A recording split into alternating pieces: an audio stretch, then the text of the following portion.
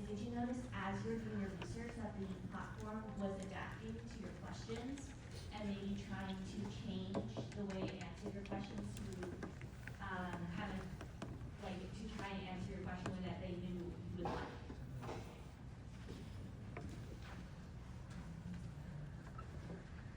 Yeah. Yeah, that's fine. I think the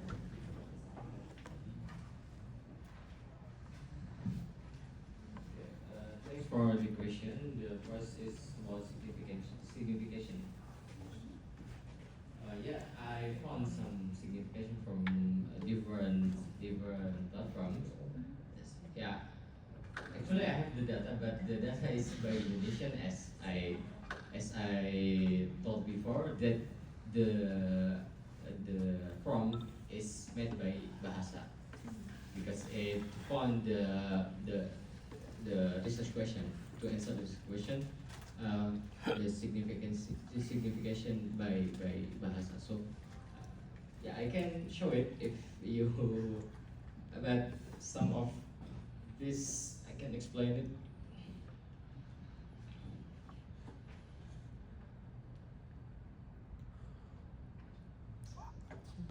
Yeah. Generally, I have explained it in the presentation, but for the detail, maybe the time not. I have no time for explanation the detail, but for the example, Gemini use. So I want to make sure the question is signification about the like, about the about what? Like, is there a difference that you're seeing in how much information the different platforms are providing, or are they all providing very similar information? Okay. Yeah. Every platforms give a a bit signification, but generally the answer is same. The answer is same. So for the second question about chain. Yeah, like if as you're asking questions, is it realizing that you're wanting more information, or Okay, is it like okay. giving you a slightly Okay. different answer? So in the when I give a prompt to the AI, I'm not trying it once. So I give it some the same prompt and the different time and in the different account. So not only in my account, also in my friend and his wife account. Not my wife account. It's secret to me. Okay, so the answer is generally same. We can find the same answer from some from AI platforms. Not many significance we can see at the answer. Thanks. Thank you.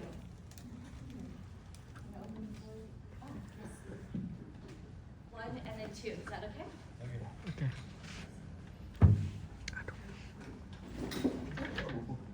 My question is Bukan tas saya untuk ukur tas saya when tadi itu. you talk about AI, you talk about how sometimes it. You talk about how sometimes AI will get the wrong page number and cite the wrong. Biar ada partisipasi There's been a kita lot ini of bertanya. talk about how AI has a tendency to hallucinate evidence and kind of make up evidence. Have you ever had the case in your research that AI might give an answer with either no source or a complete a Ini source jangan that di-upload does YouTube ya. not exist? Yeah. Bahaya. Okay, I think the question we can answer it. Every one of us can answer it when we ask to AI about some question. Yeah, of course, it give us some resource that doesn't fit the answer. Even it gives us the wrong sources. Yeah, I found it. You go back here and then, yeah? Yeah, go ahead.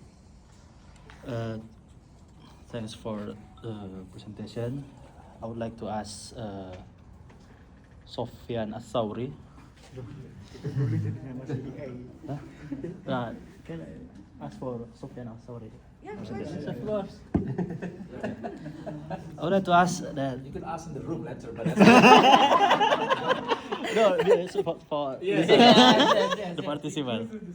Yeah. I'm just kidding. Go ahead. Okay. Go ahead. How do you differentiate between Indonesian compilation of Islamic law or KHI that's problematic because of poor methodology versus that was correct at the time but needs to be updated due to changing social realities? Okay. Thank you.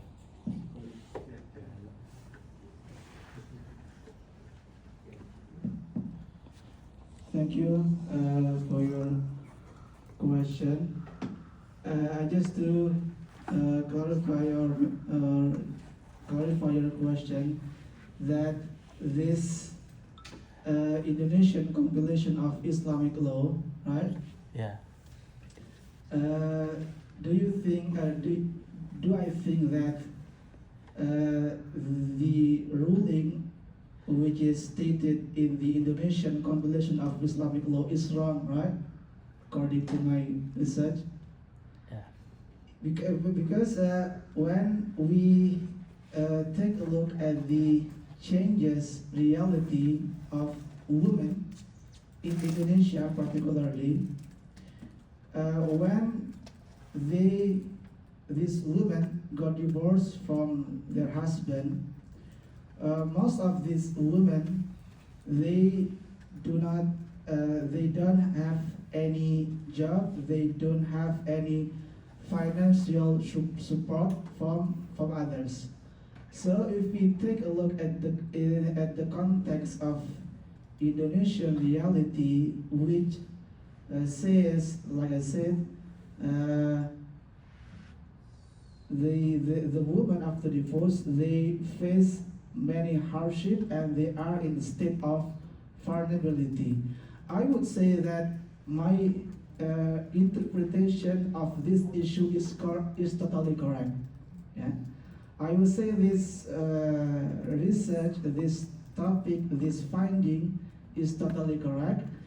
It depends on the context, on the reality that happens in many places. If this situation does not happen, for example, probably the ruling also is different. You got my point? So the point is, we conclude the Islamic law based on maqasid of justice awda. We have to look at and consider the context and the reality in that place. And like I said, when we look at the statistic and the reality of women after divorce in Indonesia, particularly in my island, in Madura, because in my island probably, and I would say most of them, the women in Madura, when they married, they stay at home. They do not work. I mean, their husband, they are responsible for the financial support to their women, right? So after divorce, unfortunately, so this woman don't have any job, right? So, but at the same time, they have to wait until 3 months. 3 months. During these 3 months, they are not allowed to marry another man. So, during this 3 months of waiting period, I would say that the responsibility of financial support should be on their former husband. Yeah. I hope that answers your question.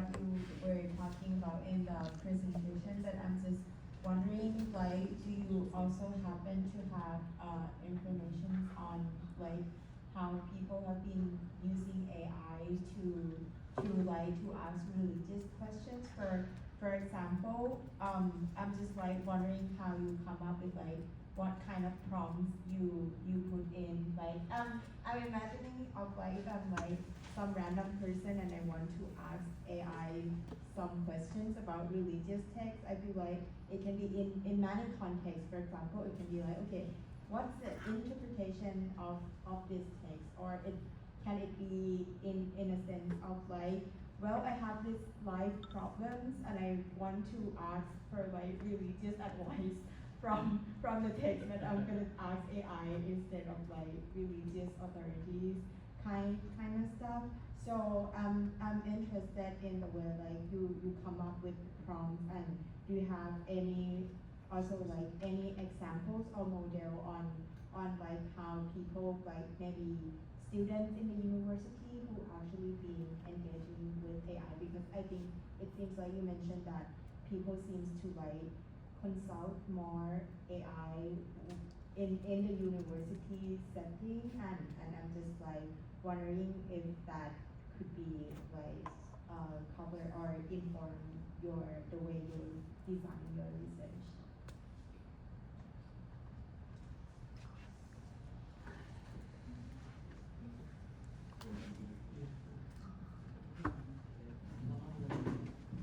Okay, it's such a complicated question.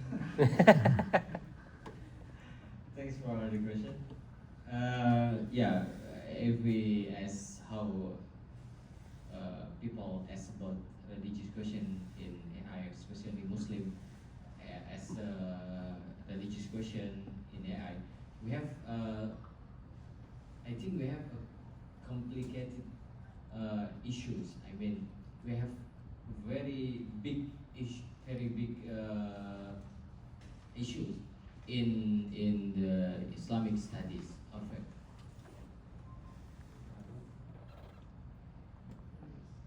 Various, yeah. Very various issues in Islamic studies, like people ask about the authenticity of hadith, because the authenticity of hadith is debatable. Is it authentic or not? And that affected to implicated to the law that this hadith is talking about. If this hadith is not authentic, or this hadith is not right, is not valid, we can we can took we can take the law from this hadith. So this is the one of many examples. Or in the modern era, we find some modern problem like bank, bank, insurance, and other modern problem. So how Islam answer, how Islam adapted to these issues? This also the kind of problem. Meanwhile, this research, as I said in the presentation, have uh, have four big issues, or have four classification of the question of the prompt of the first, the meaning of the first, because some Muslim is curious and want to know more about this verse, how this verse, what is this verse talking about, and who is this verse is talking to, and etc. About hadith authenticity, I said it before. About the law, of some modern problem. This also except from general Muslim and this research. So basically, this research is daily Muslim question to the end. Thank you. I think I'll end it with one final question for our final presenter, because something I found really interesting was in your end when you're talking about the counter hegemony and these like kind of different ways of speaking And I was wondering, 'cause especially with like how you set up, kind of how systematic the current event is in Indonesia.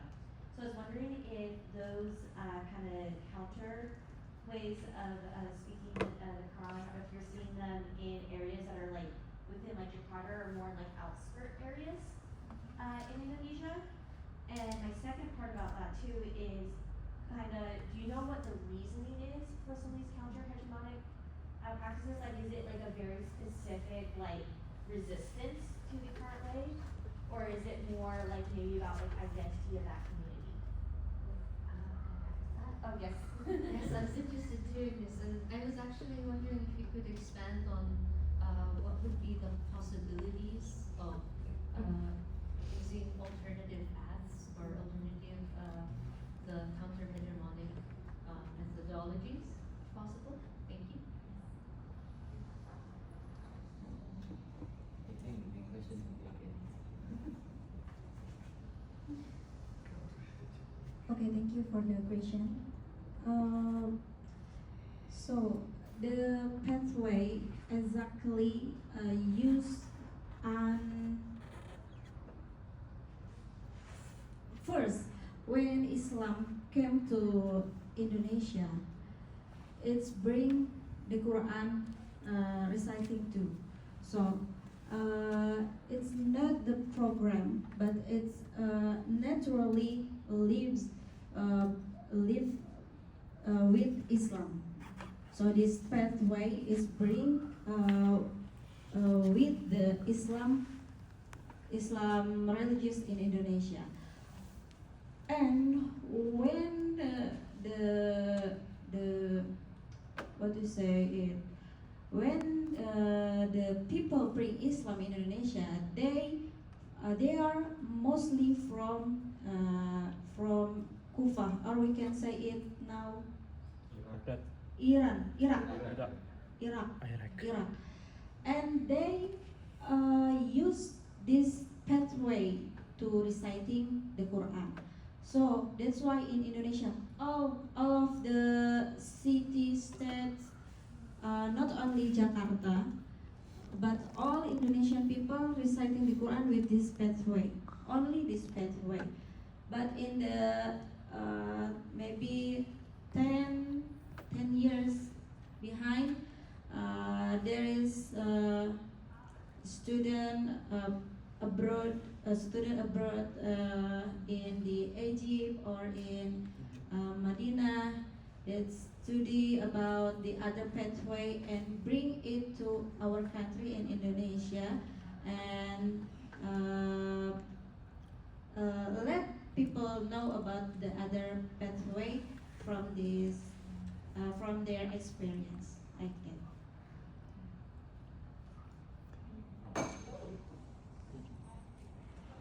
Very interesting. Thank you. Appreciate that. Is there anything Kasih else nazar you gitu. want to ask? Okay. So to make sure, I want to thank all three of you. That was fantastic. Really great presentation, all of you.